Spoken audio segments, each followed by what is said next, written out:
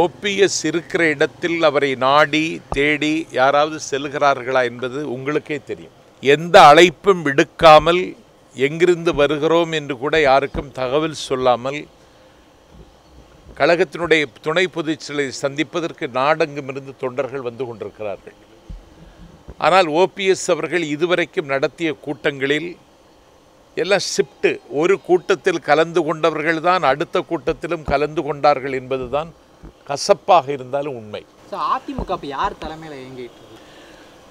TTV Dinakaran தலைமையில் இயங்கிக் கொண்டிருக்கிறார். ஜெயக்குமார் கட்சியும் ஆட்சியும் எடப்பாடி தலைமையில தான் இயங்குது, வேற யார் தலைமையில இயங்கலன்னு தெரிவிச்சிருக்காரு. ஜெயக்குமாருக்கு அதிகாரம் கண்ணை மறைக்கிறது. ஜெயக்குமாருக்கு எந்த பதவியும் கொடுக்காமல் அம்மா அவர்கள் வைத்திருந்தார்கள்.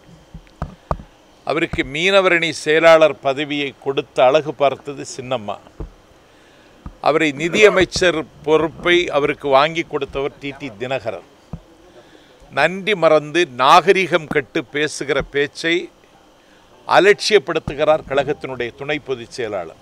சார், இப்போ வெற்றிவேலுக்கும் ஜெயக்குமாருக்கும் தொடர்ந்து கருத்து மோதல் எழுந்து வந்துருக்கு. அப்படின்ற பட்சத்தில் வெற்றிவேல் என்ன சொல்கிறாருன்னா, அவர் படித்த டிகிரியே உண்மையானதான் தெரியலன்றாரு. ஜெயக்குமார் அதுக்கு பதிலளிக்கிறார். இப்படி ஒரு தரக்குறைவான விமர்சனங்கள் ஒரே அணியில் இருந்துட்டு ரெண்டு பேரும் மாறி மாறி சொல்கிறத எப்படி எடுத்து ஒரு கட்சியில் இருந்துட்டு சின்னம்மாவை மிக தீவிரமாக ஆதரிக்கிறவர் அண்ணன் வெற்றிவேல். ஒரு தீவிர விசுவாசியாக தினகரனுக்கு வாய்த்திருப்பவர் வெற்றிவேல்.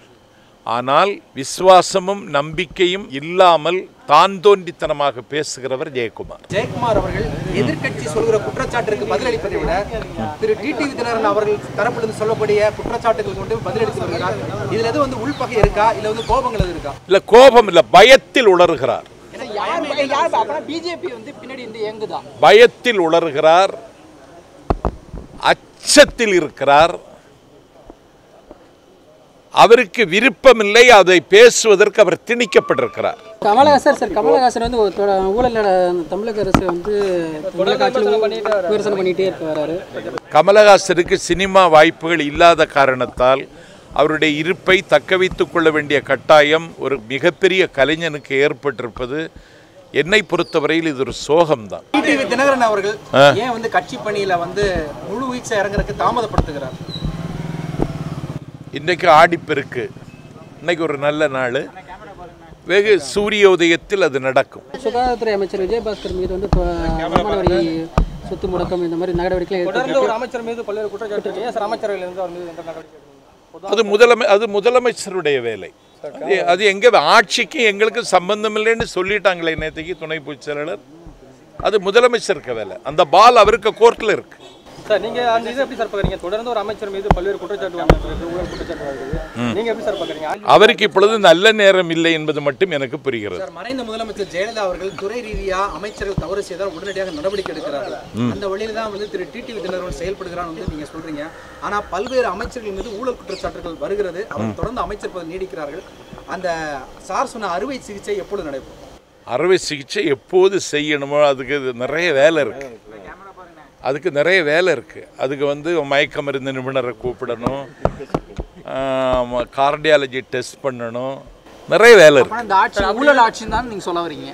இந்த ஆட்சி ஊழல் தான் நடந்துகிட்டு இருக்கு. அறுவை சிகிச்சை செய்தால் சரியாயிடும். அப்படின்னா ஊழல் நடக்கிறது உண்மைதான். அது ஆதாரத்தோட சொல்லுவதற்கு என்னிடத்தில் எந்த தரவுகளும் இல்லை. அதாவது சண்முகநாதன் என்ன சொல்லியிருக்காருன்னா, ஓபிஎஸ் அணியில் இருக்கிற எம்எல்ஏக்களை 5 கோடி பணம் கொடுத்து டிடிவி தினகரன் பேரம் பேசி உள்ள கூப்பிடுறதா சொல்லியிருக்காரு. சண்முகநாதனுக்கு அவ்வளவு விலையா? அதற்கான தேவை எங்களுக்கு கிடையாது. இடைத்தேர்தல் திருப்பி வரப்போகுது. அதுல மீண்டும் திரு டிடிவி தினகரன் வேட்பாளராக களமிறங்குவார். யார் நின்றால் வெற்றி பெறுவாரோ அவரே வேட்பாளராக நிற்பார். நீங்க எடுத்துக்கிட்டாலும் சரி, எடுக்கலைன்னாலும் சரி. ஊவத்தூர் பாணி குஜராத் வரைக்கும் எதிர்த்து இருக்கதா திமுக ஸ்டாலின் குற்றம் சாட்டியிருக்காரு. எப்படி பாக்குறீங்க? அடுத்த ஆபத்து அவர்களுக்கு வரப்போகிறது.